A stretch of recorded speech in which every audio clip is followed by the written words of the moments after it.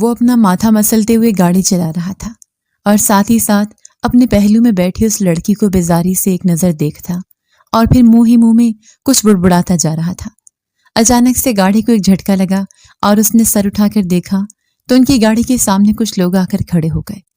چلو بھائی، لے کر چلو انہیں، اور نکاح خواہ انتظام کر رکھا ہے۔ وہ شخص پاس آ کر بولا تو ان لوگوں نے اسے باہر نکالا۔ وہ حیرانگی سے انہیں دیکھ رہا تھا۔ کیا پاگل پن ہے؟ یہ کون ہیں آپ لوگ؟ وہ غصے سے چلایا۔ ڈرنے کی ضرورت نہیں ہے، ابھی نکاح ہو جائے گا تم لوگوں کا، پھر سب ٹھیک ہو جائے گا۔ محبت کرتے ہو نا تم دونوں ایک دوسرے سے؟ میں محبت کرنے والوں کو جدا نہیں ہونے دوں گا۔ میرے ساتھ یہ ہو چکا ہے، لیکن میں تمہارے ساتھ نہیں ہونے دوں گا۔ وہ شخص بولتا ہوا انہیں آگے بڑھنے کا کہنے لگا۔ انفال کو لگا کہ وہ شخص شاید دماغی مریض ہے جو اس طرح کی حرکتیں کرتا پھر رہا ہے۔ میں اس لڑکی سے نکاح نہیں کر سکتا، یہ صرف میری امپلائی ہے، وہ غصے سے بولا تھا، جبکہ وہ سب لوگ اونچی آواز میں ہنستے ہوئے انفال اور اس کے پہلو میں کھڑی اس نازک سی لڑکی کو دیکھنے لگے تھے۔ امپلائی کے ساتھ رات کے 3 بجے کیا کر رہے تھے صاحب؟ اس شخص کے سوال پر وہ ضبط سے آنکھیں میچ گیا تھا۔ میں آپ کے سوال کا جواب کیوں دوں؟ ہٹیے پیچھے، ہمیں راستہ دیجیے۔ اوہ باؤجی، ہم راستہ نہیں دیں گے، ہمیں پتا ہے تم لوگ کون ہو، گھر سے بھاگ گئے ہو نا؟ اس شخص نے پاس آ کر آنکھیں سکیڑ کر پوچھا۔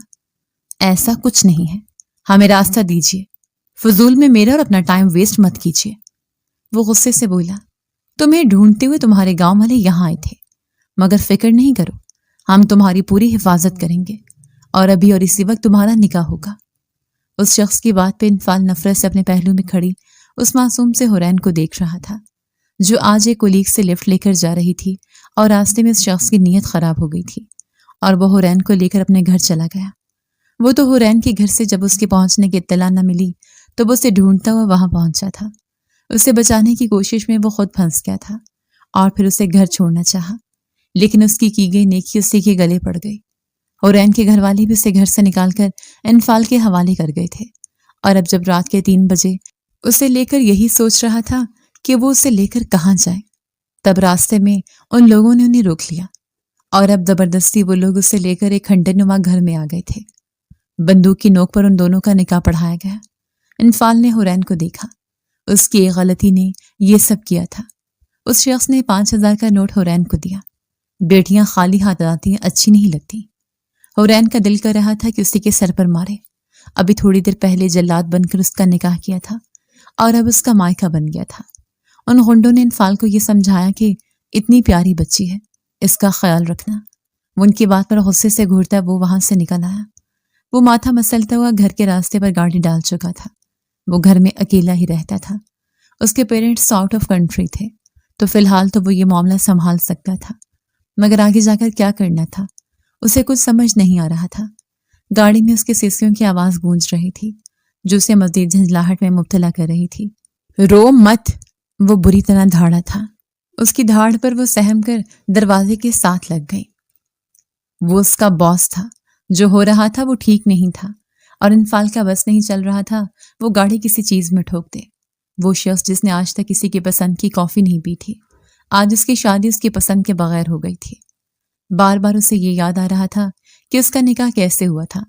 تقریباً آدھے گھنٹے بعد گاڑی ایک مینشن کے سامنے رک گئی۔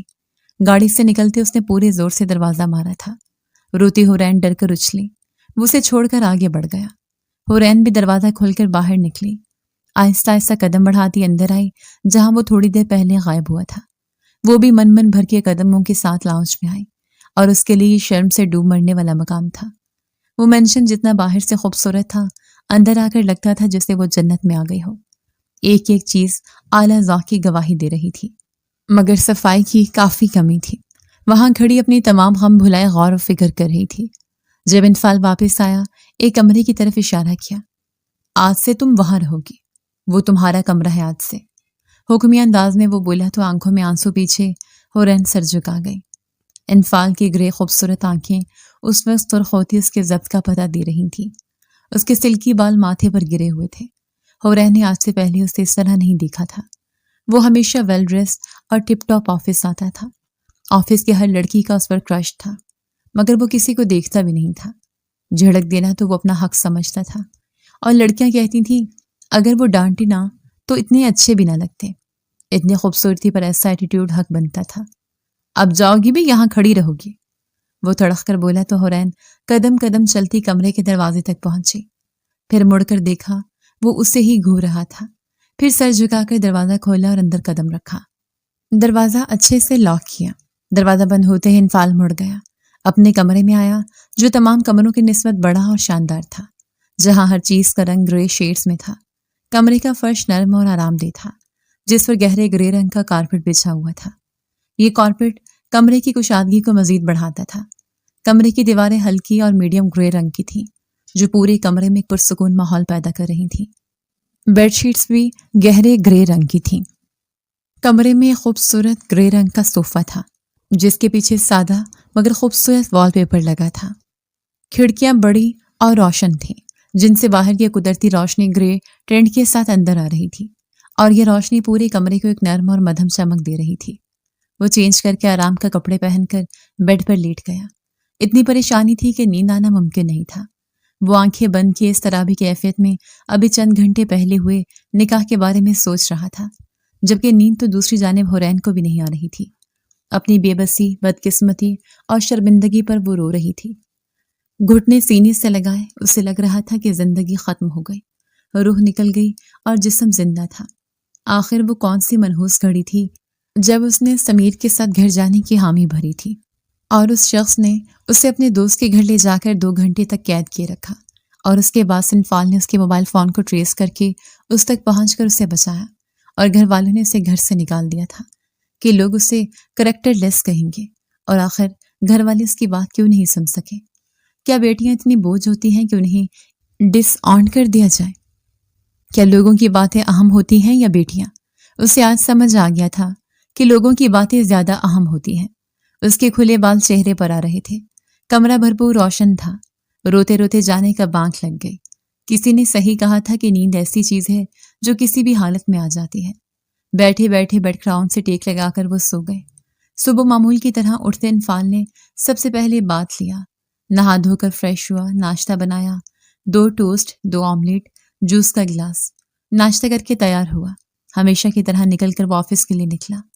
اس نے حورین کو اٹھانا، یہاں تک کہ دیکھنا بھی گوارا نہ کیا۔ اپنے اندر کی حالت وہ باہر ظاہر کرنے والوں میں سے نہ تھا، اس لیے اپنی روٹین پر واپس آیا۔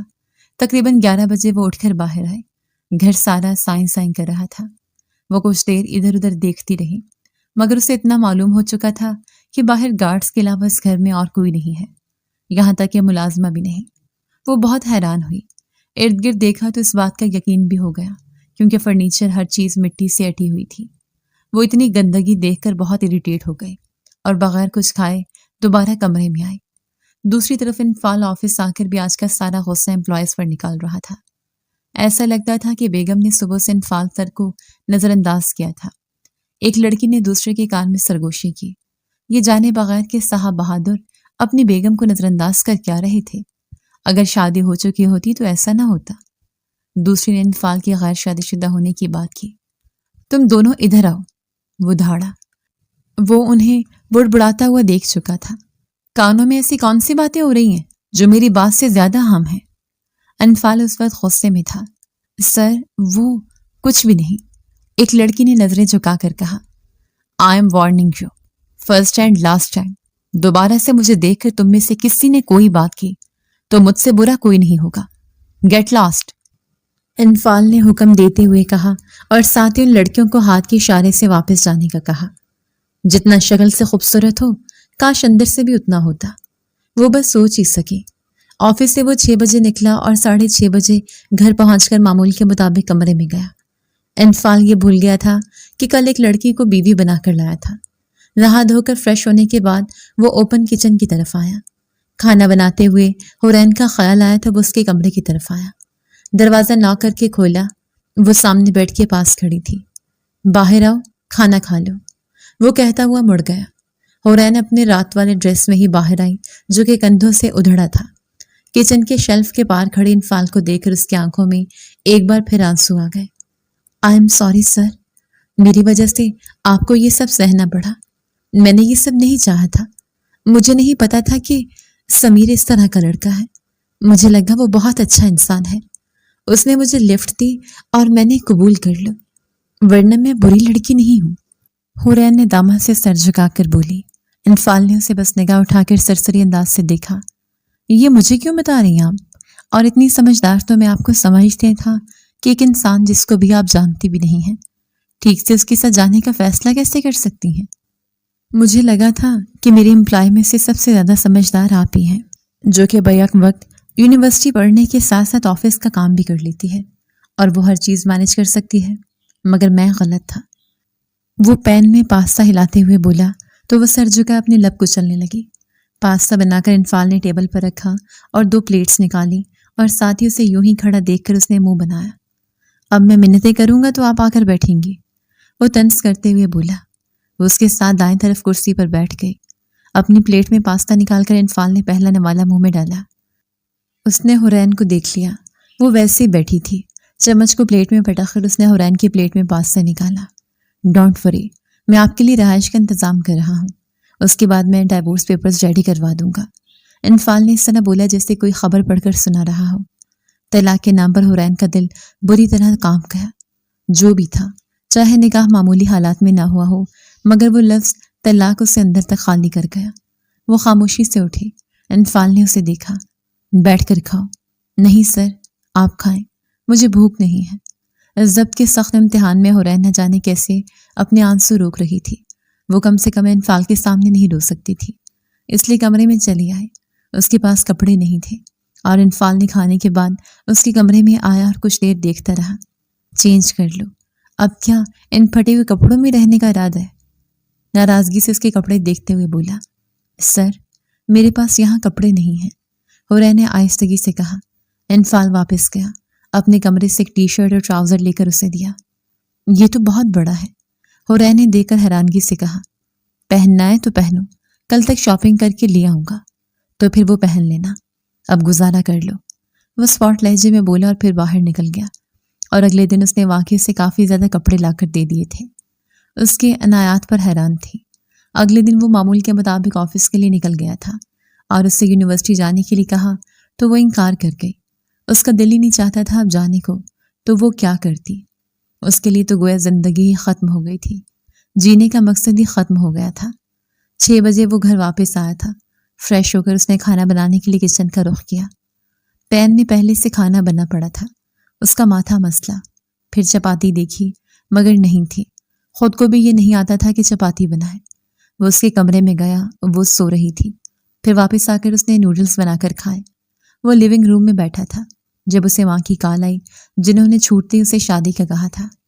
انفال ان سے جان چھڑانے کے لیے وہ بولا، ماں میں نے شادی کر لی ہے۔ سکون سے اس نے بم پھوڑا۔ کیا؟ کس سے؟ اس کی ماں تو گویا شوق میں ہی چلی گئی۔ مجھے اچھی لگی تو میں نے شادی کر لی، میری امپلائی تھی۔ وہ ایسے بولا جیسے کوئی ڈرامے کا سین بتا رہا ہو۔ ماں کا جذباتی پروگرام شروع ہو گیا۔ پھر اس نے اپنی بہو کو دیکھنے کی خواہش ظاہر کی۔ اس نے یہ کہہ کر ٹال دیا کہ وہ سو رہی ہے، جبکہ وہ اس کے پیچھے کھڑی من پسند شادی کا سن کر ساکت ہو گئی۔ سر، آپ کھانا کھائیں گے؟ اب ساتھ رہنا تھا تو اتنی بات چیت تو ہو ہی سکتی تھی۔ اس کی آواز پہ وہ بیٹھے بیٹھے اس کی طرف گھوما۔ آنکھوں میں آج نرمی تھی، شاید ابھی ابھی ماں سے بات کی تھی۔ جبکہ حورین کو رونا آ گیا۔ اس کی بھی تو ماں تھی، کیا وہ اسے یاد نہیں کرتی؟ میں نے دیکھا سالن بنا ہوا تھا مگر چپاتی نہیں تھی، اس لیے میں نے نوڈلز کھا لیے، وہ کہہ کر موبائل پر سکرولنگ کرنے لگا۔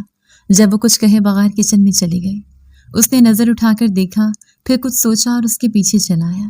جو آٹا اس نے دوپہر میں گوندھ لیا تھا اسے کے 3 پیڑے کیے۔ وہ آ کر شیلف کے ساتھ ٹیک لگا کر اسے دیکھنے لگا۔ دوپٹے کے حالے میں اس کا خوبصورت چہرہ دمک رہا تھا، جیسے ابھی وہ نماز پڑھ کر آئی ہو۔ 2 لٹیں منہ پر آ رہی تھیں جنہیں وہ بار بار سر ہلا کر پیچھے کر رہی تھی۔ اس کی جھکی ہوئی آنکھیں، ناک اور ناک میں پہنی ہوئی نوز رنگ۔ انفال لمحے بھر کے لیے رک گیا۔ وہ سر جھکائے اپنا کام کر رہی تھی اور ذرا اس جانب نہیں دیکھ رہی تھی۔ توے پر ایک چپاتی ڈالی، تب تک دوسری بیلنے لگی۔ اس کے سرخ ہوئے گال دیکھ کر انفال کی نظر اس کے ہونٹوں پر جا پہنچی، ہلکے گلابی ہونٹ جو آپس میں جڑے ہوئے تھے۔ بال اس کے لبوں کو چھو رہے تھے۔ جسے پیچھے کرنے کے لیے اس نے سر ہلایا مگر پھر سے وہ لٹیں آگے آ گئیں۔ اس نے دوبارہ سر ہلایا اور انفال کچھ دیر دیکھتا رہا۔ پھر ہاتھ بڑھا کر اس کے بال کان کے پیچھے کیے تو حرین نے کرنٹ کھا کر پیچھے ہوتے اسے دیکھا۔ دھڑکنیں جو اس کے اتنے قریب کھڑے ہونے بھی پہلے ہی معمول پر نہیں تھی، ابھی تو لگا دل پسلیوں کو توڑ کر باہر آ جائے گا۔ اس کی آنکھوں میں اس وقت کوئی جذبہ نہیں تھا، نہ محبت نہ نفرت، وہ بس شاید اس کی مدد کرنا چاہتا تھا۔ جلدی جلدی چپاتی اتاری اور دوسری ڈالی۔ رخسار اس کی نگاہوں اور قربت سے مزید گلابی ہو گئے تھے۔ انفال وجہ نہ جان سکا، کیا چولہے کی اتنی تپش تھی کہ اس کے رخسار اتنے سرخ ہو گئے؟ اس نے ٹیبل پر کھانا لگایا۔ انفال نے ایک چپاتی اپنی پلیٹ میں نکالی اور دوسری میں تھوڑا سا سالن نکال لیا۔ پہلا نوالا منہ میں رکھتے ہوئے اس نے بے ساختہ حرین کی جانب دیکھا جو اپنے لیے چپاتی نکال رہی تھی۔ اسے کتنے عرصے سے گھر کا ایسا کھانا نصیب نہیں ہوا تھا۔ پتلی گول سی چپاتیوں کا ذائقہ وہی محسوس کر گیا۔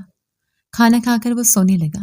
جب اسے میسج آیا تھا کہ محترمہ والدہ ماجدہ صاحبہ کل ہی پاکستان اپنی بہو کے دیدار کو حاضر ہوں گی، سونے سے پہلے وہ اس کے کمرے میں آیا تھا۔ وہ دوپٹہ اتار کر تکیے کے پاس رکھ رہی تھی۔ اسے اندر داخل ہوتے دیکھ کر وہ نہ سمجھی سے اسے دیکھنے لگی۔ آئی ایم سوری سر، مجھے آپ سے پوچھے بغیر آپ کے کچن میں نہیں جانا چاہیے تھا، مگر مجھے بھوک لگ رہی تھی اس لیے میں گئی۔ میں آپ کو پیسے دے دوں گی۔ وہ جو دوپہر سے جواب یاد کر رہی تھی اسے دیکھ کر رٹو طوطے کی طرح بولی، جس پر انفال نے آنکھ اچکائے۔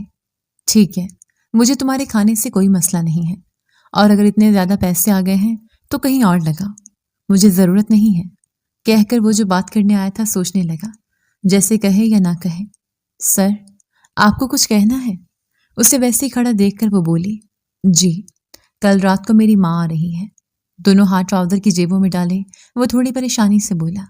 حرین کو لگا کہ وہ اس سے کہے گا کہ وہ کل ہی کسی ہاسٹل میں شفٹ ہو جائے۔ اوکے سر، میں کل یہاں سے چلی جاؤں گی۔ صاف ظاہر تھا اس نے آنکھوں کے آنسو روک رکھے تھے۔ اس کے چہرے سے لگ رہا تھا کہ ابھی تو رو ہی دے گی، جس پر انفال نے منہ بنایا جیسے اس کی عقل پر ماتم کر رہا ہو۔ مجھے نہیں پتا تھا کہ تمہاری اتنی عقل کم ہے۔ پہلے بات سن لو، میں کہہ رہا ہوں کہ کل سے تم میرے کمرے میں شفٹ ہو رہی ہو۔ میں نہیں چاہتا کہ ماں کو لگے کہ ہم الگ رہ رہے ہیں۔ وہ 1 مہینے بعد واپس چلی جائیں گی، سو پھر واپس روٹین پر آ جانا۔ اور ہاں، میں نے انہیں تمہارے بارے میں بتا دیا تھا، اسی لیے وہ تم سے ہی ملنے کے لیے خاص طور پر آ رہی ہیں، اور ہمارے درمیان سب کچھ ٹھیک ہے۔ یہ بات انہیں بھی فیل ہو۔ وہ کافی عرصے سے میرے پیچھے پڑی تھی شادی کو لے کر۔ میں شادی کر لوں، مگر مجھے شادی کرنی ہی نہیں تھی۔ اب ہو گئی ہے تو کچھ کر نہیں سکتا، تو اسی لیے اب ان کے سامنے خود کو بچانے کے لیے میں نے بتا دیا ہے کہ میری شادی ہو گئی ہے اور پسند کی ہوئی ہے۔ تو اسی لیے ہم دونوں کے درمیان ایسا ہی دکھنا چاہیے کہ جیسے ہم دونوں ایک دوسرے سے محبت کرتے ہیں۔ تم سمجھ رہی ہو نا؟ اور تمہیں اس بات پر کوئی اعتراض تو نہیں ہے نا؟ انفال نے اپنا فیصلہ سناتے ہوئے کہا۔ دل تو اس کو چاہا تھا کہ اس کے منہ پر کہہ دے، جب فیصلہ کر چکے ہو تو اس کے اعتراض سے کیا فرق پڑے گا، مگر کچھ کہہ کر وہ اپنی شامت کو آواز نہیں دینا چاہتی تھی۔ اگلے دن صبح جب انفال آفس چلا گیا تو اس نے سارے گھر کو سنوارنے کا سوچا، مگر اتنے بڑے گھر کو وہ اکیلے کیسے ہینڈل کرے گی، اسے کچھ سمجھ نہیں آ رہی تھی۔ سب سے پہلے اس نے کچن اور لاؤنج کو سمیٹنا شروع کیا، اور اسی میں اسے دوپہر ہو چکی تھی۔ پھر باری باری سب کمروں کو جا کر سمیٹنے لگی، اور جس کمرے میں خنسا بیگم نے رہنا تھا اس کو اس نے خاص طور پر صاف کیا، اور اب باری تھی انفال کے کمرے کی۔ وہ جب اس کے کمرے میں آئے تو اس کا حشر دیکھ کر ایک پل کے لیے اس کا سر گھوم گیا۔ سب سے برا حال تو اسی کمرے کا تھا۔ اس نے سب سے پہلے سب کچھ سمیٹ کر بیڈ شیٹ چینج کی، اور پھر وارڈروب میں سب کپڑے سیٹ کر کے اپنے کپڑوں کو اس میں رکھا۔ وہ کھانا بنانے کے لیے کچن میں چلے گئے، اطمینان سے پلاؤ اور سوئیاں بنائیں، اور پھر فریش ہونے کے لیے کمرے میں چلی گئی۔ وہ جب فریش ہو کر باہر آئے تو لاؤنج سے بولنے کی آوازیں آ رہی تھی۔ وہ جھجکتی ہوئی اندر داخل ہوئی تو اندر ایک سوبر سی خاتون صوفے پر بیٹھی ہوئی تھی۔ اس نے اندر جا کر جیسے اسلام کیا تو وہ چونک اٹھی، اور پھر مسکراتے اٹھ کر اس کا ماتھا چوما۔ ماشاء اللہ، بہت ہی پیاری ہے میری بیٹی، وہ خاتون بولی تو انفال نے اسے ایک نظر دیکھا، اور پہلی بار غور سے دیکھا۔ وہ واقعی بہت حسین تھی، اور اس وقت وہ بلیک کلر کی فراک میں شانوں پر دوپٹہ پھیلائے، سر پر ٹاول باندھے سادے سے حلیے میں بھی حسین ترین لگ رہی تھی۔ میں کھانا لگاتی ہوں، وہ انفال کی خود پر نظر محسوس کر کے گھبرا کر بولی۔ ارے نہیں بیٹا، ابھی میرے پاس تم بیٹھو، مجھ سے باتیں کرو، پھر ہم کھانا کھاتے ہیں، خنسا بیگم نے شفقت بھرے لہجے میں کہا، اور پھر اسے لے کر صوفے پر بیٹھ کر اسے چھوٹے چھوٹے سوال کرنے لگی۔ اچھا مجھے یہ تو بتاؤ، تمہاری فیملی میں کون لوگ ہیں؟ تاکہ میں ولیمے پہ اپنے مہمانوں کا حساب وغیرہ لگا سکوں۔ اچانک سے خنزہ بیگم نے کہا تو وہ چونک کر انفال کی جانب دیکھنے لگی، جو خود شاکڈ سا انہیں دیکھ رہا تھا۔ مام، ولیمے کی کیا ضرورت ہے؟ یہ صرف ایک رسم ہی تو ہے، ضروری تھوڑی ہے یہ۔ آپ نے خواہش کی کہ میں شادی کر لوں، میں نے کر لی، اور میں نہیں چاہتا کہ کسی کو میری ذاتی زندگی کے بارے میں پتہ چلے۔ میں اپنی لائف کو بہت پرسنل رکھتا ہوں۔ وہ جلدی سے بولا تو خنزہ بیگم نے اسے گھور کر دیکھا۔ ایسا ہرگز نہیں ہوگا، یہ ولیمہ تو ہر صورت میں ہوگا۔ ارے میرے بھی کوئی ارمان ہے، تم نے شادی کر لی، خود ہی میں نے کچھ نہیں کہا، لیکن اب تو مجھے یہ ولیمہ کروانے سے نہیں روکو گے، سمجھ آئی تمہیں؟ خنزہ بیگم نے حتمی لہجے میں کہا تو وہ بے بسی سے اپنا ماتھا تھام گیا۔ یہ بہت ہی غلط بات ہے، اب آپ مجھے اس طرح بلیک میل کریں گی مام؟ اور ویسے بھی حورین کی فیملی میں کوئی بھی نہیں ہے، سب لوگوں نے اسے رشتہ توڑ لیا ہے مجھ سے شادی کرنے کی وجہ سے۔ وہ نگاہیں چرا کر بولا تو خنزہ بیگم نے بے یقینی سے اپنے لاڈلے کو دیکھا۔ یہ کیا بات کر رہے ہو؟ تم لوگوں نے حورین کے والدین کی اجازت کے بغیر شادی کی؟ ایسا کیسے کر سکتے ہو؟ وہ چلا کر بولی تو وہ جھنجھلا سا گیا۔ پلیز مام، مجھ سے کسی قسم کا سوال مت کیجیے، اور میں آپ کے کسی سوال کا جواب نہیں دوں گا۔ مجھے بہت بھوک لگی ہے، کھانا کھانے چلتے ہیں۔ وہ ایک دم سے اٹھتے ہوئے بولا تو خنزہ بیگم اسے دیکھ کر رہ گئی۔ پھر ان لوگوں نے چپ چاپ کھانا کھایا، مگر خنزہ بیگم بالکل چپ ہو گئی تھی۔ انہیں یہ بات اچھی نہیں لگی تھی کہ ان کے بیٹے نے کسی لڑکی کو بھگا کر شادی کی۔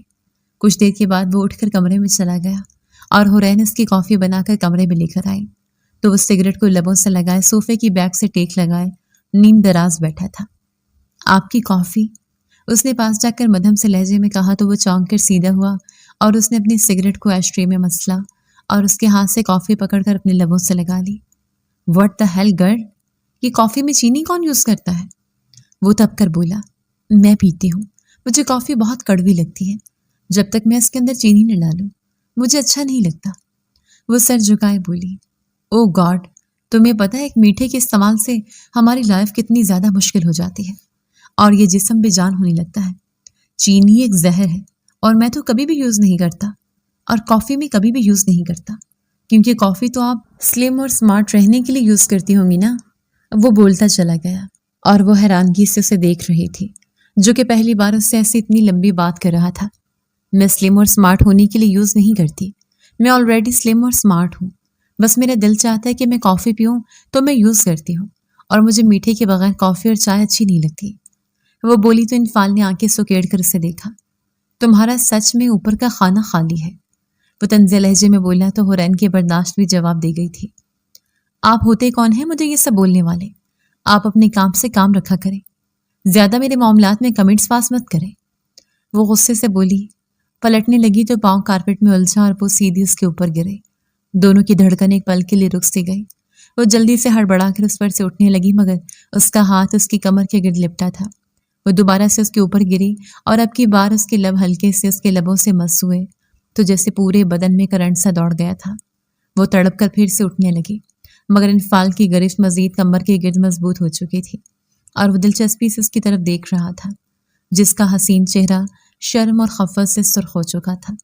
پھر انفال کا ہاتھ اس کی کمر سے ہوتا ہوا اس کی گردن کے پاس آ کر رکا۔ اس نے اس کی گردن پہ ہاتھ رکھا، چہرہ پاس کرتے اس کے ماتھے پر شدت بھرا لمس چھوڑا تو وہ ساکت سے پھٹی پھٹی نگاہوں سے اسے دیکھنے لگی۔ پھر ہڑبڑا کر جلدی سے اٹھ کر کھڑی ہوتی، اپنا تنفس بحال کر کے خونخوار نگاہوں سے اسے دیکھنے لگی، جو کہ اپنی مسکراہٹ ضبط کر رہا تھا۔ شرم نہیں آتی آپ کو؟ کیسے کر سکتے ہیں آپ یہ؟ وہ تب کر بولی تو وہ اٹھ کر اس کے مقابل آیا اور اس کی کمر میں ہاتھ ڈال کر اپنی طرف کر گیا۔ میں نے اپنی زندگی میں کسی عورت کو چھوا نہیں ہے، لیکن تم پہلی ہو جس کو میں نے کس کیا ہے، اور نہ جانے میرے اندر یہ خواہش کیسے جنم لینے لگی کہ میں تمہیں چھو کر محسوس کروں۔ فکر مت کرو، تو میں اس کی قیمت ادا کر دوں گا۔ جتنے دن تم یہاں پر ہو، میں اتنے دن اپنے دل کو تسکین دینا چاہتا ہوں تمہارے وجود سے، اور اس کے بدلے تم جتنی رقم کہو گی دوں گا۔ وہ بول نہیں رہا تھا، بلکہ زہر اگل رہا تھا، اور حورین کا چہرہ غصے سے سرخ ہو گیا۔ اس کا ہاتھ اٹھا اور ایک زوردار تھپڑ انفال کے چہرے پر پڑا۔ میں آپ کو بہت معقول انسان سمجھتی تھی، مجھے لگا تھا کہ آپ ایک اچھے آدمی ہیں، جنہوں نے میری ایک گھٹیا انسان سے حفاظت کی اور پھر مجھے اپنا نام تک دے دیا، اپنے گھر میں رکھا، مگر نہیں، آپ سب مرد ایک جیسے ہوتے ہیں، ہوس کے پجاری۔ میں کوئی کوٹھے پر بیٹھنے والی طوائف نہیں ہوں، اور جو کہ میرے ساتھ سودےبازی کر رہے ہیں۔ بہت شکریہ، آپ نے مجھے اپنے گھر اتنے دن رکھا، لیکن اب میں آپ کے گھر 1 منٹ کے لیے نہیں رہوں گی، اور نہ اس کمرے میں۔ وہ کہتی ہوئی باہر کی جانب قدم بڑھانے لگی تو وہ اس کے بازو سے کھینچتا دیوار سے لگا گیا۔ میں نے کوئی غلط بات نہیں کی، شوہر ہوں تمہارا، بیوی کے جسم کی طلب کرنا کوئی غلط بات نہیں ہوتی ایک شوہر کے لیے، اور تم اتنا اوور ریئیکٹ کیوں کر رہی ہو؟ میں نے تم پر احسان کیے ہیں، اس کے بدلے ہی یہ سب کر لو، وہ تیز لہجے میں بولا، اور اس کے ہاتھوں کی گرفت اس کے بازو پر سخت ہوتی چلی گئی۔ حورین کی آنکھوں میں آنسو آ گئے تھے۔ چھوڑیے مجھے، درد ہو رہا ہے، وہ سسکی، اور ساتھ ہی آنسو لڑک کر اس کے رخسار پہ بہہ گئے۔ جاؤ، جا کر آرام کرو۔ ایک دم گرفت ڈھیلی ہوئی، وہ اسے نگاہیں چرا کر بولا، اور پھر اپنے میز سے سگریٹ اور لائٹر اٹھا کر کمرے سے باہر نکل گیا۔ وہ بیڈ پر بیٹھی ہچکیوں سے رونے لگی۔ پھر وہ کچھ دیر کے بعد منہ ہاتھ دھو کر سونے کے لیے لیٹ گئی، مگر نیند کہاں آ رہی تھی۔ پوری رات وہ اس کے الفاظ کی کاٹ اپنے دل پر محسوس کرتی رہی تھی۔ صبح تہجد کے بعد جا کر کہیں آنکھ لگی تھی۔ وہ پوری رات ٹیرس پر گزار کر جب تہجد کے اذان ہونے پر نیچے اتر کر آیا تو نگاہ بے اختیار بیڈ پر گئی جہاں وہ سو رہی تھی۔ وہ بے اختیار چلتا اس کے پاس آ کر بیٹھ گیا اور اس کے چہرے کو بغور دیکھنے لگا۔ پلکوں پر اٹکے ہوئے آنسو اب بھی پتہ بتا رہے تھے کہ وہ روتے ہوئے سوئی ہے۔ دل میں جس سے ملال سا ہونے لگا، پھر بے اختیار جھکا اور نرمی سے اپنے لب اس کے ماتھے پہ رکھے اور دوسری طرف منہ کر کے سونے کی کوشش کرنے لگا، مگر نیند کہاں آ رہی تھی۔ دل تو اس دشمن جان کی طلب میں بے قرار تھا۔ پھر وہ خود سے لڑتے لڑتے کب سویا اسے پتہ ہی نہیں چلا۔ اگلے دن صبح جب آنکھ کھلی تو وہ ہنوز ابھی تک سو رہی تھی۔ وہ اپنی آنکھیں مسلتا اٹھ کر فریش ہونے چلا گیا۔ وہ آدھے گھنٹے کے بعد جب دوبارہ آیا تو وہ ابھی تک سو رہی تھی۔ پاس آ کر اس کے ماتھے کو جیسے ہی چھوا تو وہ بخار سے تپ رہا تھا۔ وہ بے چین ہوتا اس کے پاس بیٹھتا، اس کے رخسار کو چھونے لگا۔ ہور، کیا ہوا؟ آنکھیں کھولو، وہ اسے باہوں میں بھر کر اس کے رخسار کو تھپ تھپا کر بولا، مگر وہ ٹس سے مس نہ ہوئی تو اس کے چہرے پر جیسے پریشانی بھرے تاثرات ابھر آئے۔ وہ جلدی سے اسے تکیے پر سیدھا کرتا تیزی سے باہر نکلا اور سیدھا خنسا بیگم کے روم میں آیا۔ ماما پلیز آپ میرے ساتھ چلیے، وہ پتہ نہیں حورین کو کیا ہو گیا ہے، ہوش ہی نہیں کر رہی، وہ بے قراری سے بولا تو خنسا بیگم ساڑی کا پلو درست کرتی ہوئی باہر کی جانب بڑھی اور آ کر جب دیکھا تو وہ بخار سے تپ رہی تھی۔ یہ سب کیا ہے انفال؟ اسے اتنا تیز بخار ہے اور تمہیں پتہ بھی نہیں ہے، خنسا بیگم نے غصے سے کہا تو وہ لب کچلتے سر جھکا گیا۔ فون کرو ڈاکٹر کو، خنسا بیگم نے کہا تو وہ جلدی سے ڈاکٹر کو فون ملانے لگا۔ کچھ دیر میں ڈاکٹر نے آ کر چیک اپ کے بعد اسے تازے پانی کی پٹیاں رکھنے کو کہا۔ خنسا بیگم اس کے سرہانے بیٹھی اس کے سر پہ پٹیاں رکھ رہی تھیں اور کچھ ہی دیر میں وہ غنودگی میں اپنی ماں کو پکارنے لگی۔ خنسا بیگم تشویش بھرے انداز میں اسے دیکھ رہی تھی اور انفال لب بھینچے کھڑا تھا۔ پھر کہیں 2 گھنٹوں کے بعد جا کر اسے تھوڑا سا ہوش آیا تھا۔ خنسا بیگم اسے زبردستی کھانا کھلایا اور پھر میڈیسن دی۔ ارے بیٹا، تم نے کل اتنا زیادہ کام کیا، مجھے لگتا ہے اسی وجہ سے بخار چڑھ گیا۔ تمہیں آئندہ سے بالکل بھی کام کرنے کی ضرورت نہیں ہے اور گھر میں ملازمہ اب سے آئے گی۔ جب میں یہاں پر ہوں نا، ملازمہ پھر آئے گی۔ اور یہ انفال کو اتنی بار کہا ہے کہ ملازمہ کو کام تو کرنے دیا کرو، مگر یہ کسی پر ٹرسٹ ہی نہیں کرتا، اسی لیے اتنا گندا پڑا ہوتا ہے۔ اور میں صفائی دے کر کل رات ہی سمجھ رہی تھی کہ تم نے ہی سب کچھ سنوارا ہوگا، اور اس کو چاہیے تھا نا کہ اب تو تم یہاں پر ہو تو ملازمہ کا انتظام کرتا، مگر پتہ نہیں اسے سمجھ کیوں نہیں آتی۔ خنسا بیگم نے باری باری دونوں کی کلاس لی تھی۔ سوری ماما، بس میرے دھیان میں نہیں رہا، وہ آہستگی سے سر جھکا کر بولا تو خنسا بیگم نے اسے کھوجتے نگاہوں سے دیکھا۔ اچھا میں چلتا ہوں، اس کی طبیعت پہلے سے کافی بہتر ہے، میری بہت امپورٹنٹ میٹنگ ہے، میں فون کروں گا، وہ کہتا ہوا لیپ ٹاپ بیگ اٹھا کر باہر نکل گیا۔ دفتر پہنچ کر بھی اس کا دھیان گھر کی طرف ہی لگا تھا۔ کتنی بار وہ فون کر کے خنسا بیگم سے اس کا حال دریافت کر چکا تھا۔ دوبارہ پھر سے کال آئی تو خنسا بیگم چڑ سی گئی۔ تم خود اس کے موبائل پہ فون کر کے پوچھ کیوں نہیں لیتے؟ وہ بولی تو وہ لب بھینچ کر رہ گیا۔ اب وہ نہیں کیا بتاتا کہ جس دن وہ کڈنیپ ہوئی تھی موبائل تو اسی دن وہیں اسی گھر میں رہ گیا تھا اور اس نے نیا موبائل بھی لے کر نہیں دیا۔ وہ جھنجھلا کر فون بند کر گیا۔ پھر شام کو جب گھر پہنچا تو خنسا بیگم لاؤنج میں بیٹھی تھی۔ وہ سلام کرتا ہو ان کے پاس بیٹھ گیا۔ تم نے بتایا کیوں نہیں کہ اس کے پاس موبائل نہیں ہے؟ ابھی مجھے کچھ دیر پہلے پتا چلا کہ اس کے پاس موبائل نہیں ہے، تو مجھے سچ سچ بتاؤ کیا چل رہا ہے تم دونوں کے بیچ؟ تمہاری ماں ہوں میں، اس لیے جو بھی ہے مجھے سچ سچ بتا دو، یہ نہ ہو کہ مجھے کہیں اور سے سچ پتا چلے اور معاملہ بگڑ جائے۔ تم دونوں کے بیچ مجھے میاں بیوی والی کوئی بات نظر ہی نہیں آ رہی۔ اس کے چہرے پر کوئی خوشی نہیں ہے، تمہارے چہرے پر اداسی کے تاثرات ہیں۔ خانسا بیگم نے ایک دم سے سوالوں کی بچھاڑ کر دی تھی۔ وہ گہرا سانس بھر کر رہ گیا۔ پھر مختصر اس نے سب بات بتائی تو وہ صدمے بھرے انداز میں اسے دیکھنے لگی۔ سچ میں مجھے تو یقین ہی نہیں آ رہا، ایسا لگ رہا ہے کسی فلم ڈرامے کی سٹوری سنا رہے ہو۔ خیر جو بھی ہوا، ان ڈاکوؤں کا بہت شکریہ جنہوں نے تمہاری شادی کر دی، ورنہ تم نے کہاں شادی کے لیے ماننا تھا۔ خانسا بیگم نے خوش ہوتے ہوئے کہا تو وہ چڑ سا گیا۔ زیادہ خوش ہونے کی ضرورت نہیں ہے، ہم دونوں ایک دوسرے کے ساتھ نہیں رہیں گے۔ ہم دونوں کا مزاج بہت مختلف ہے۔ میں نے بس اسے اپنے ساتھ اسی لیے رکھا ہوا تھا کہ آپ مجھ پر شادی کا پریشر نہ ڈالیں۔ اور میں آپ کو ایک بات اب واضح کر دوں، میں یہ شادی جیسی ذمہ داری نہیں لے سکتا، میرے اندر اتنا اسٹیمنا نہیں ہے۔ وہ بولا تو خانسا بیگم نے اسے صدمے سے دیکھا۔ مطلب اسے چھوڑنا چاہتے ہو؟ جی ہاں، آپ نے بالکل صحیح سنا ہے۔ اب یہ بات آپ کو پتہ چل چکی ہے تو اسی لیے مشورہ یہی ہے کہ آپ ولیمے کا سوچے گا بھی مت۔ وہ سنجیدگی سے بولا اور انہیں یوں ہی ساکت و جامت چھوڑ کر اپنے کمرے میں آ گیا۔ جب وہ کمرے میں جیسے ہی داخل ہوا تو سامنے کا منظر اس کے قدم جکڑ گیا۔ آئینے کے سامنے کھڑی اپنے گیلے بالوں کو سلجھاتے حورین واقعی کسی ہور جیسی لگ رہی تھی۔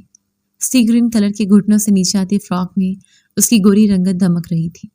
وہ بے اختیار چلتا اس کے پاس آیا تو وہ چونک کر پلٹی اور اسے دیکھ کر ہڑبڑا کر اپنا دوپٹہ تلاشنے لگی۔ میں نے ماما کو سب کچھ بتا دیا ہے، اب ہمیں یہ سب ناٹک کرنے کی ضرورت نہیں ہے، تم اپنا سامان سمیٹ کر واپس گیسٹ روم میں جا سکتی ہو۔ وہ اسپاٹ لہجے میں بولا تو بنا کچھ بولے اپنی چیزیں اٹھا کر کمرے سے نکل گئی۔ وہ لاؤنج میں آئی تو خانسا بیگم سر تھامے بیٹھی ہوئی تھی۔ کدھر جا رہی ہو بیٹا؟ انہوں نے بے قراری سے پوچھا۔ وہ سر بول رہے ہیں کہ انہوں نے آپ کو ہمارے رشتے کے بارے میں سب سچ بتا دیا ہے تو مجھے واپس گیسٹ روم میں شفٹ ہو جانا چاہیے، تو وہیں جا رہی ہوں فی الحال، اور میں صبح ہوتے ہی یہاں سے چلی جاؤں گی۔ وہ آہستہ سے بولی، نہیں بیٹا، تم کہاں جاؤ گی؟ تمہارے گھر والوں نے بھی تمہارا ساتھ چھوڑ دیا ہے، تم اس طرح میں تمہیں یہاں سے جانے نہیں دے سکتی۔ خانسا بیگم نے کہا تو وہ افسردہ سے مسکرا دی۔ آنٹی آپ فکر مت کیجیے، میں اپنے ساتھ کچھ نہ کچھ کر ہی لوں گی۔ ویسے بھی جب میرے گھر والوں کو فکر نہیں تھی تو آپ میرے متعلق پریشان کیوں ہو رہی ہیں؟ بس مجھے اسی بات کا دکھ ہے کہ میری ماں وہاں سب کے طعنے سہ رہی ہوگی اور میں کچھ کر بھی نہیں سکتی۔ میرے والد صاحب جب میں پیدا ہوئی تھی تبھی فوت ہو گئے تھے، زندگی بھر مجھے منحوس قرار دیا گیا۔ میری ماں کی شادی میرے چاچو سے ہو گئی، ان سے ان کی اولاد بھی ہے، مگر ان میں سے کوئی بھی میرا بہن بھائی نہیں بنا کیونکہ وہ مجھے مانتے ہی نہیں ہیں۔ اپنا بہن بھائی ایک واحد ماں تھی جسے فکر ہوتی تھی، مگر اس دن وہ بھی کچھ نہیں کر پائے، اور مجھے ان میں سے کسی سے کوئی شکوہ نہیں ہے اور نہ ہی سر سے۔ بولتے بولتے اس کی آواز بھیگ گئی تھی، پھر وہ چپ چاپ وہاں سے پلٹ گئی اور خانسا بیگم نے شکوہ کے نگاہوں سے سامنے سیڑھیوں پر کھڑے اپنے بیٹے کو دیکھا تو وہ نگاہیں چرا گیا۔ انفال کو نہ جانے اس کا درد اپنے سینے میں چبھتا ہوا محسوس کیوں ہو رہا تھا۔ وہ پوری رات ایک پل کے لیے نہیں سو پایا تھا۔ اگلے دن وہ صبح آفس کے لیے نکل گیا اور جب شام کو گھر آیا تو اس کی نگاہیں حورین کو ہی تلاش کر رہی تھی۔ ماما وہ حورین کہاں ہے؟ بالآخر اس نے پوچھ لیا جب اسے کھانے کی ٹیبل پہ موجود نہ پایا۔ چلی گئی وہ یہاں سے، اور کس رشتے سے وہ یہاں رہتی جب اس کا شوہر اسے قبول نہیں کرنا چاہتا؟ خانسا بیگم نے اطمینان سے کہا تو وہ تڑپ سا اٹھا۔ واٹ؟ کہاں گئی ہے وہ؟ اور اس کے تو گھر والے بھی اسے قبول نہیں کرنا چاہتے تھے، وہ اکیلی کہاں جائے گی؟ وہ بے قراری سے بولا، مجھے کون سا بتا کر گئی ہے؟ جانے سے پہلے صرف سلام لینے آئی تھی، اور نہ میں نے پوچھا اور نہ اس نے مجھے بتایا۔ جب اس کے شوہر کو اسے کوئی رشتہ ہی نہیں رکھنا تھا تو مجھے اسے سوال کرنے کا بھی حق نہیں تھا۔ میری طرف سے جہاں مرضی جائے۔ خانسا بیگم مطمئن لہجے میں بولی تو وہ کھانے سے ہاتھ کھینچتا اٹھ کھڑا ہوا۔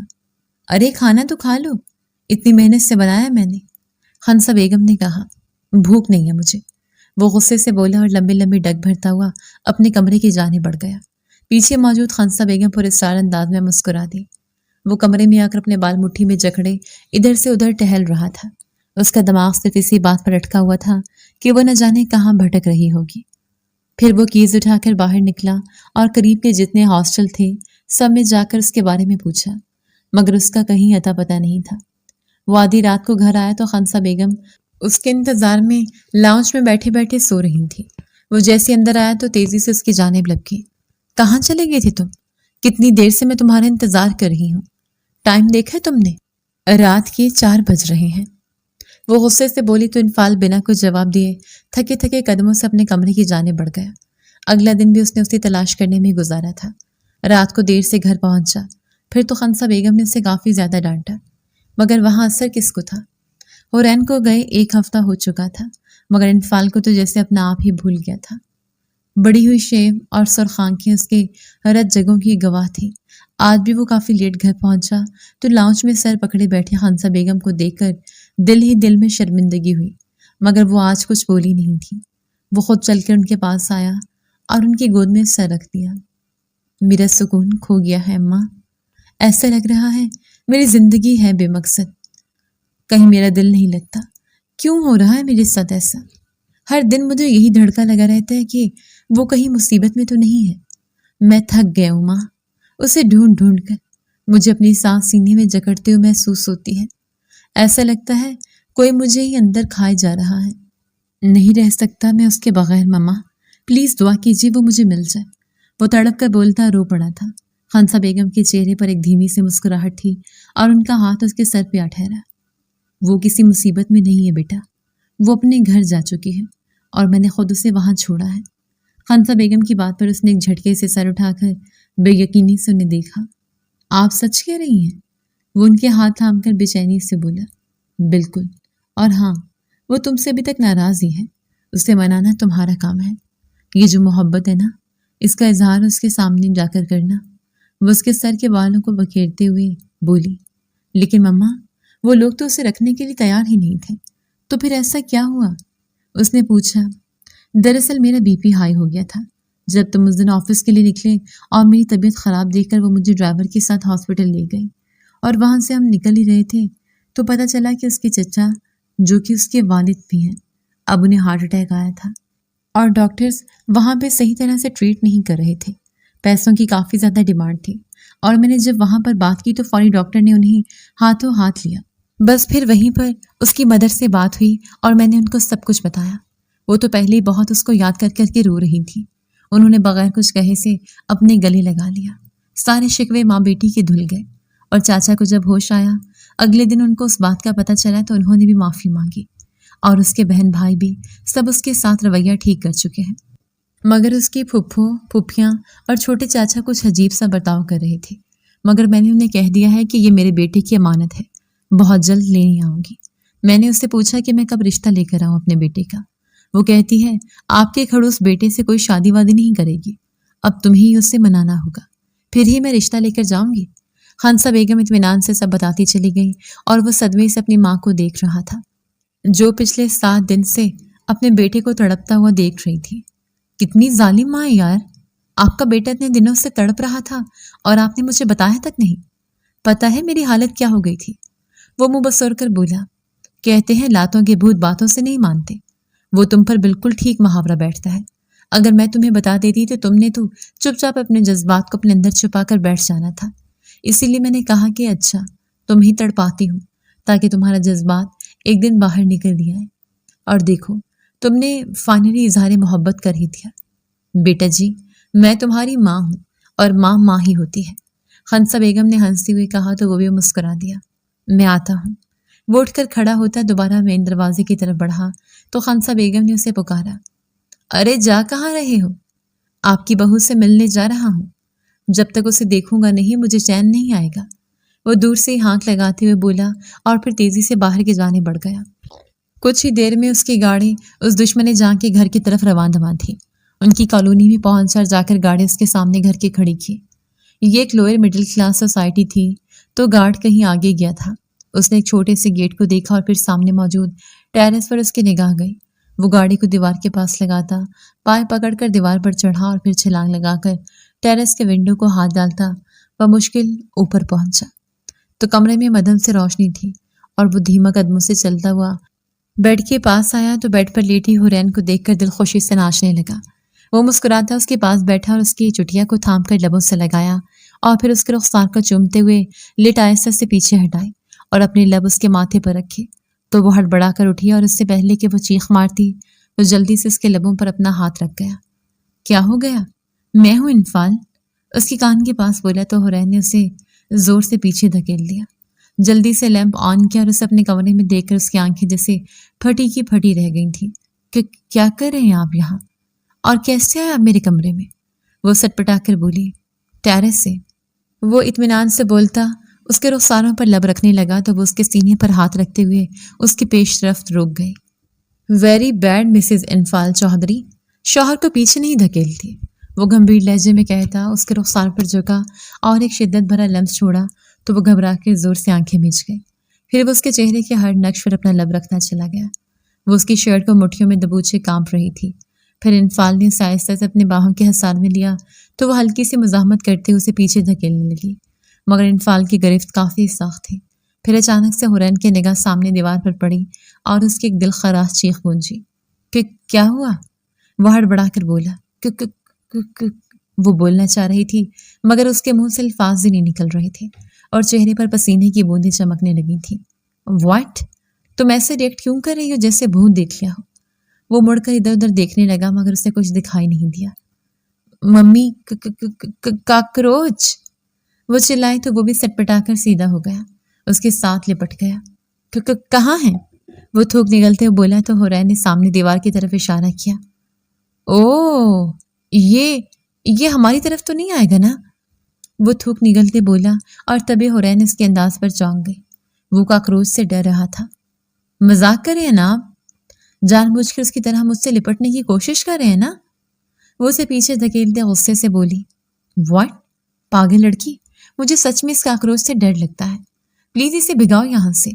وہ جھنجھلاتا ہوا بولا تو حورین کی آنکھیں بے یقینی سے پھیل گئی۔ Are you serious? آپ کاکروچ سے ڈرتے ہیں؟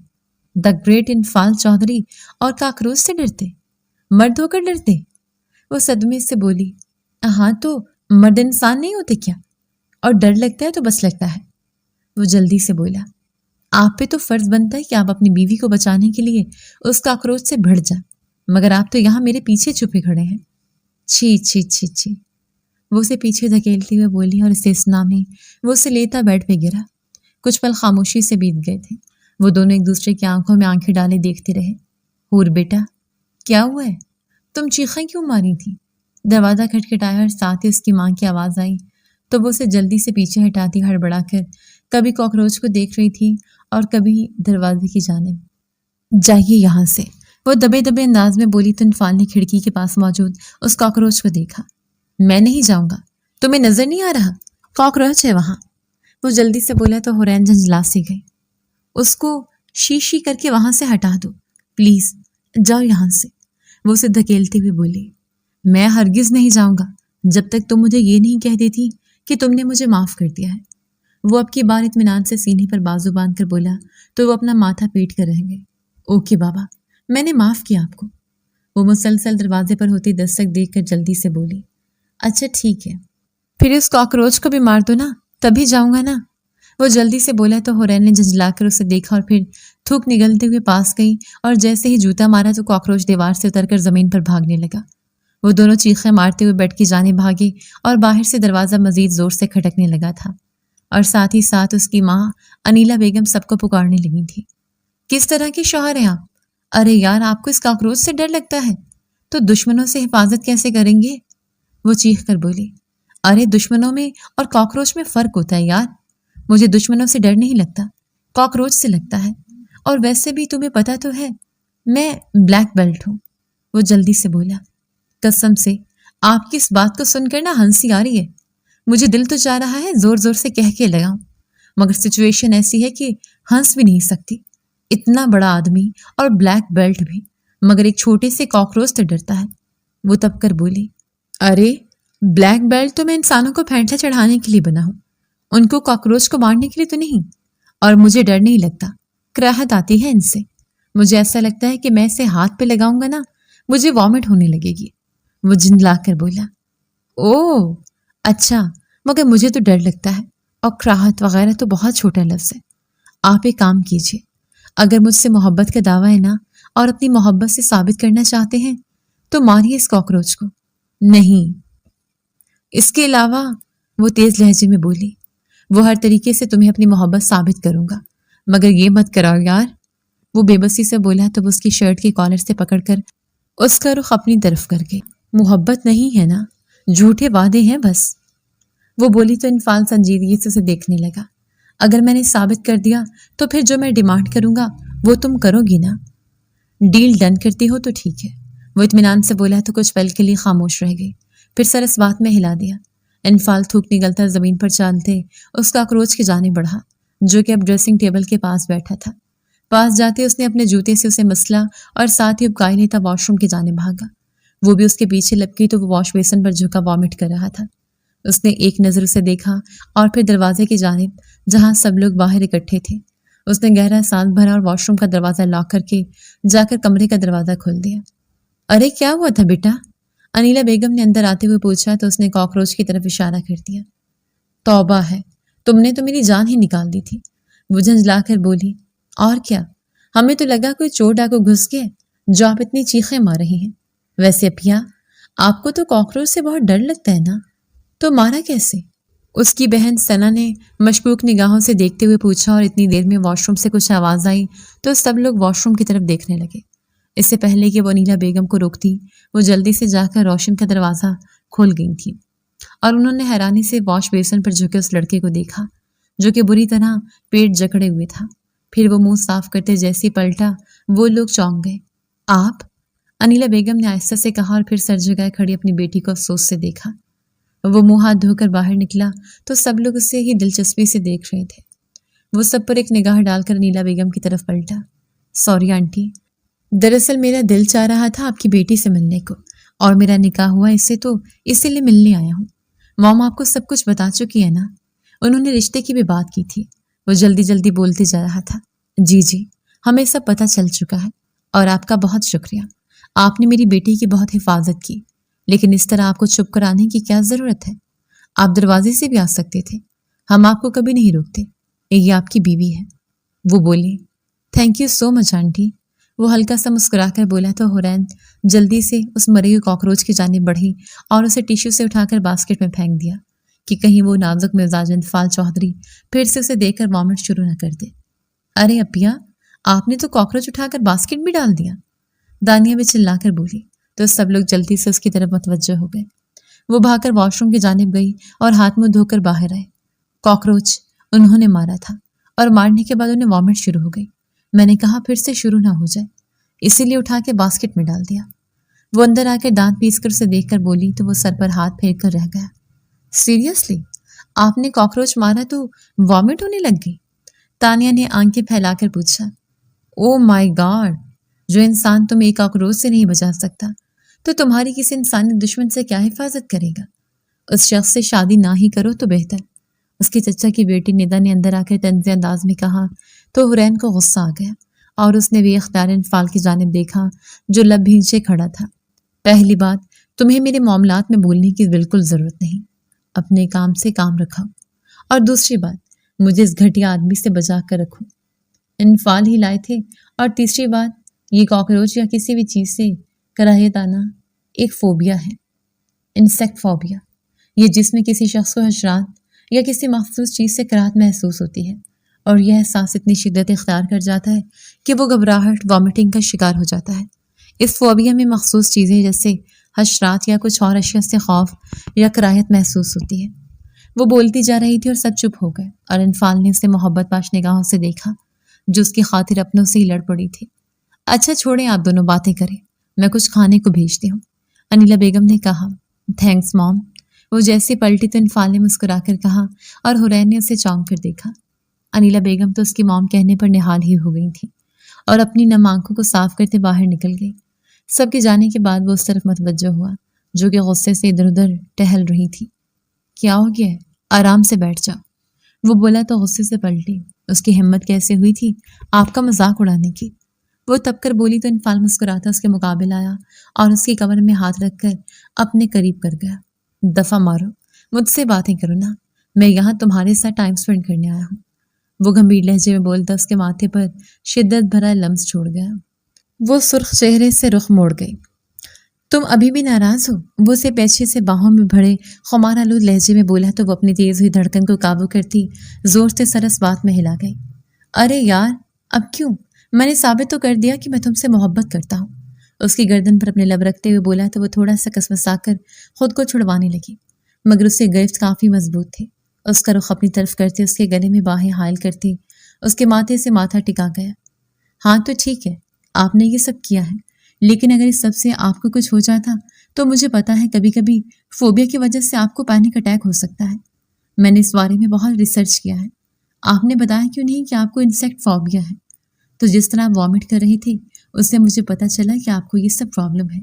آپ کو پتہ ہے اس سے سانس کا مسئلہ، دل کی دھڑکن تیز ہو جاتی ہے اور بعض اوقات لوگوں کو ہارٹ اٹیک ہو جاتا ہے۔ وہ سخت غصے سے بولی، اوہ میری ملٹی ٹیلنٹڈ وائفی، تم کس کس چیز پر ریسرچ کرتی رہتی ہو؟ یار بس کر دو اب۔ وہ اس کی ناک کے ٹپ پہ لب رکھتے ہوئے بولا، بات کو بدلنے کی بالکل کوشش مت کیجیے۔ وہ اسے خود کو چھڑواتی دور ہوئی۔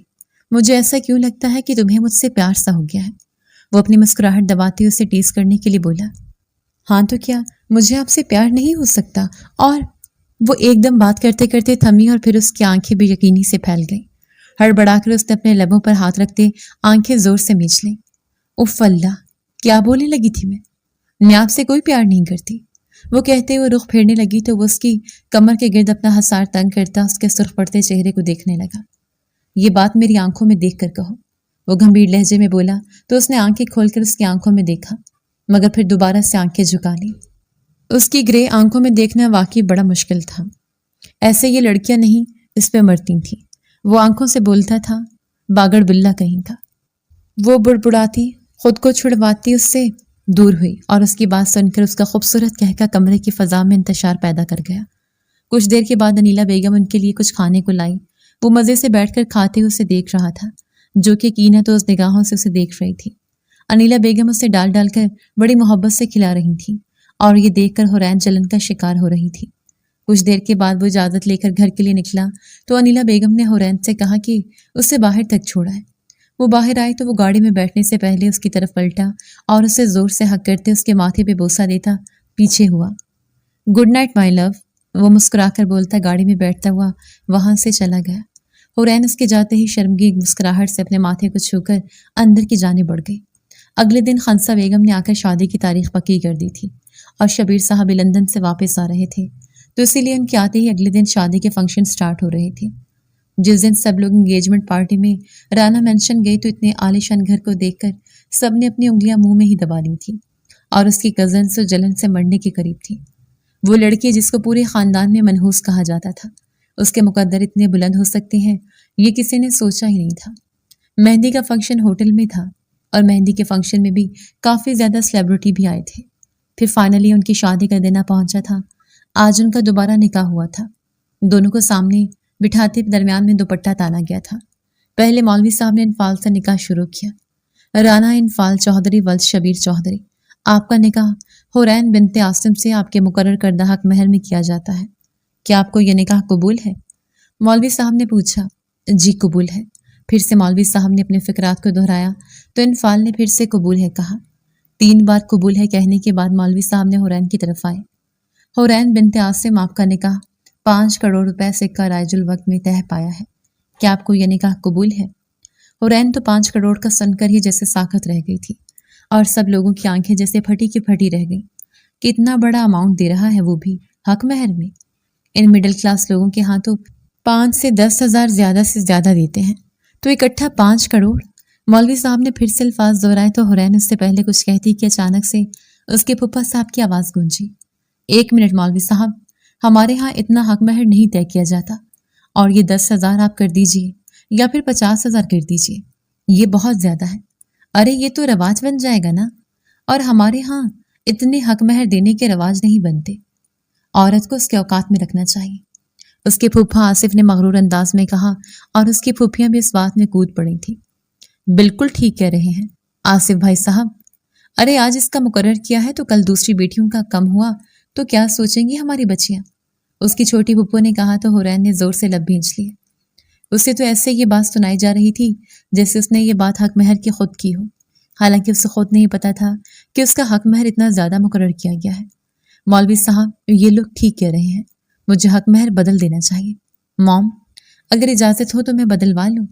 اٹھ کر کھڑے ہوتے ہوئے بولا تو خنسا بیگم نے ہلکا سا مسکراتے اجازت دی۔ پھر وہ مولوی صاحب کو سائڈ پر لے گیا اور انہیں سب سمجھا کر واپس لایا۔ حورین گمسم سی بیٹھی تھی اور اس کے وہ اپنے جو کہنے کو اپنے تھے، اس کے نکاح کے دن یہ شوشہ چھوڑ کر اسے بہت بدل کر گئے تھے۔ مولوی صاحب نے دوبارہ آ کر نکاح شروع کیا۔ حورین بنت عاصم، آپ کا نکاح مسٹر انفال کی آدھی جائیداد کے عوض طے پایا ہے، کیا آپ کو یہ نکاح قبول ہے؟ مولوی صاحب کے سوال پر سب کے مسکراتے چہرے تاریک ہو گئے اور پورے حال میں پھر سے سناٹا چھا گیا، اور وہ بے یقینی سے سر اٹھا کر مولوی صاحب کی طرف دیکھنے لگی۔ خنسا بیگم نے اس کے پاس آ کر اس کا ہاتھ تھام کر مسکرا کر سر ہلا دیا۔ مولوی صاحب نے پھر سے الفاظ دہرائے۔ اس کی آنکھیں جھلک اٹھی۔ قبول ہے، وہ ہچکیوں کے درمیان بولی۔ پھر 3 بار قبول ہے کہنے کے بعد خنسا بیگم نے اسے ساتھ لگاتے اس کا ماتھا چوما۔ وہ ان کے گلے لگے پھوٹ پھوٹ کر رو دی۔ یہ سب کیا کیا آپ لوگوں نے؟ تماشا ہے کوئی؟ مولوی صاحب کے جاتے ہی آصف صاحب پھر سے چیخ اٹھے۔ تماشا تو آپ لوگوں نے بنایا ہے، اور بہت اچھا کیا کہ آپ نے مجھے بتا دیا کہ عورت کی اوقات کیا ہوتی ہے، اور میں نے اپنی بیوی کی کیا اوقات اور حیثیت ہے یہاں پر واضح کر دی۔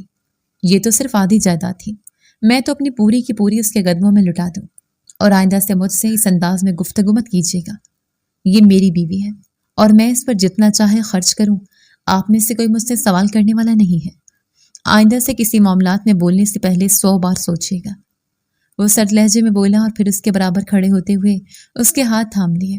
وہ تشکر بھری نگاہوں سے اس انسان کو دیکھ رہی تھی جس نے آج سب کی نگاہوں میں اسے معتبر کر دیا تھا۔ پھر کچھ دیر کے بعد وہ رخصت ہو کر رانا مینشن پہنچ چکی تھی۔ کچھ رسومات کے بعد اسے انفال کے کمرے میں بھیج دیا گیا۔ لمبا گھونگھٹ نکالے اس کے منتظر تھے۔ جب بھی وہ کمرے میں آیا اور چلتا اس کے پاس آ کر بیٹھ گیا، وہ جیسے خود میں سمٹ سی گئی۔ پھر وہ اس کا گھونگھٹ الٹا کر اس کے ماتھے پر شدت بھرا لمس دیتا، پیچھے ہٹا اور اپنی پاکٹ سے ایک مخملی کیس نکال کر اسے کھولتا سامنے کر گیا۔ اس کیس میں ایک ہارٹ شیپ پینڈنٹ تھا جس پہ ڈائمنڈ سے AH لکھا تھا۔ میں جانتا ہوں یہ تمہاری حیثیت کے مطابق نہیں، مگر یہ چھوٹا سا تحفہ قبول کیجیے مسز انفال چودھری۔ مسکراتے ہوئے بولا تو وہ پیٹھ موڑ کر بیٹھ گئی۔ انفال نے اس کے گلے میں اس لاکٹ کو پہنایا اور پھر اسے یوں ہی اپنے ہتھسار میں لیے بیڈ کراؤن لگا گئی۔ آپ نے حق مہر اتنا زیادہ کیوں دیا؟ وہ جھجکتے ہوئے بولی۔ اتنا دیا جتنا تم ڈیزرو کرتی ہو، اور میرے خیال میں ہر لڑکی کو اتنا حق مہر دینا چاہیے جو اس کا شریک حیات آسانی سے دے سکے۔ یہ آدھی جائیداد میرے لیے اہمیت نہیں رکھتی، مگر اس دنیا کے لیے رکھتی ہے۔ لوگ اسی دولت کی وجہ سے مجھے اہمیت دیتے ہیں۔ اگر یہ میرے پاس نہ ہو تو یہ جو میرے آگے جھک کر سلام ہوتے ہیں یہ بھی نہ ہو، تو میں نے لوگوں کے نظریے سے تمہیں حق مہر دیا ہے، اور ویسے بھی یہ سب کا مداوع ہے جو میں نے الفاظ تمہیں بولے تھے، نہیں بولنے چاہیے تھے، وہ بہت غلط بولا تھا، اس پر بہت شرمندہ ہوں۔ تم نے مجھے محبت کرنا سکھایا ہے، تم میرے لیے بہت اہم ہو، سب سے زیادہ۔ وہ دھیمے لہجے میں بولتا اس کے کانوں میں رس گھول رہا تھا، اور عین کی آنکھیں خوشی سے چھلک اٹھی تھیں۔ وہ اتنی معتبر ہو سکتی ہے یہ اس نے کب سوچا تھا؟ جس لڑکی کو منحوس کہہ کر اس کا جینا حرام کیے رکھا، آج وہ شخص اسے ان سب میں اتنا معتبر کر چکا تھا کہ سب کی زبانیں بند ہو گئیں، اور وہ جانتی تھیں کہ آج کے بعد کوئی حورین انفال چودھری کو منحوس اور کمبخت نہیں بولے گا۔ وہ آسودہ انداز میں اس کے سینے میں اپنا چہرہ چھپا گئی۔ وہ اسے اپنے ہتھسار میں لیا، اس پر اپنی شدتیں برسانے لگا۔ باہر چاند انہیں دیکھ کر شرماتا بادلوں میں چھپ چکا تھا۔